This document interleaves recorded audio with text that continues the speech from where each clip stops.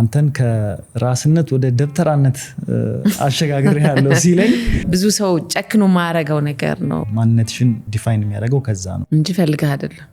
አዎ ውስጥ ራስታ ነው። ውስጥ ራስታ ነው።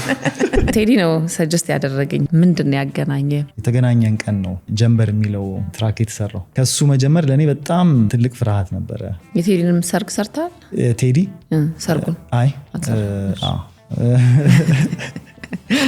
ከፈጣሪ ጋርና ከሀገር ፍቅር ጋር የተያያዙ ነገሮች ያስፈልጉናል እንደሰው። እኔ አብሬ በቃ ሰክሰስፉል የሰራኋቸው ሰዎች አገርንና ፈጣሪያቸውን በሁለቱ የማይደራደሩ ሰዎች ናቸው። ያኔም የመጀመሪያውም ሉዝ አድርጌ ራሴን ገንብቼ አይቼዋለሁ። ሲወሰድ የኔ ስላልሆነ ነው፣ ሲኖር ደግሞ ለኔ ስለተፈቀደ ነው እያልክ የምትኖር ከሆነ እንዲህ አይነት ነገሮች በርደን አይሆኑብህም ወይ ደግሞ ህይወትህን አይቋርጡብህም፣ ትቀጥላለህ። ቴዲ አፍሮም ቴዲ አህዱም መሀል ውቅያኖስ ውስጥ ወስደው ነው የጨመሩኝ።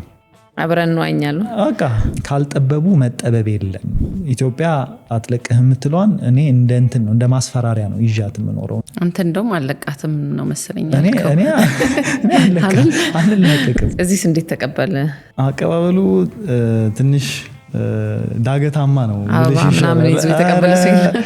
የኢሳት ጋዜጠኛ ነህ ተብዬ እቃው እንዳለ ተወሰደብኝ። አብዛኛውን ጊዜ አብረን የምንሰራው ከኢትዮጵያ መስማት የተሳናቸው ማህበር ጋር ነው። እኛ በሙዚቃችን መስማት የተሳናቸው ሰዎች ጋር እንደርሳለን። ደብተራ የሚለው ነገር አለ። ልክ አሁን በዚህ ኮንቴክስት ሸክላ ስራ ብለሽ ብትወጪ ብዙ ስድብ አለው። ለዛኔ የተዋቡ ሸክላዎችህን ይዘህ ብትወጣ ሸክላ ሰሪ እንዲከበር ሁሉ ነው የምታደርገው። ሸክላ ስራን ለራሴ ነው የምሰራው ብዬ ነው የማስበው። አንድ ነገር አልሳካ ሲል በርትተህ እንደገና ተነስተህ ደግሞ በሌላ መነቃቃትና መነሳሳት ህይወት እንዲቀጥል የምታደርገው በምን ተነሳሽነት ነው? ሁሌ አጠገብሽ ከአንቺ የተሻለ ሰው ሲኖር ሁሌም ተምረሽ ትገኛለሽ። ሳይወድቅ የሚቀር ሰው የለም። የደሃ ሀገር ላይ የሀብታም አርት እየሰራን ነው፣ ግን ተስፋ አለ ነው። ይህንንም ስናወራ አግብተሃል? አግብቻለሁ። የታለቀ ለበት የሚገርምሽ እሷም እንትን የምትለኝ በዚህ ነውና ጠየቅኩላት እኔ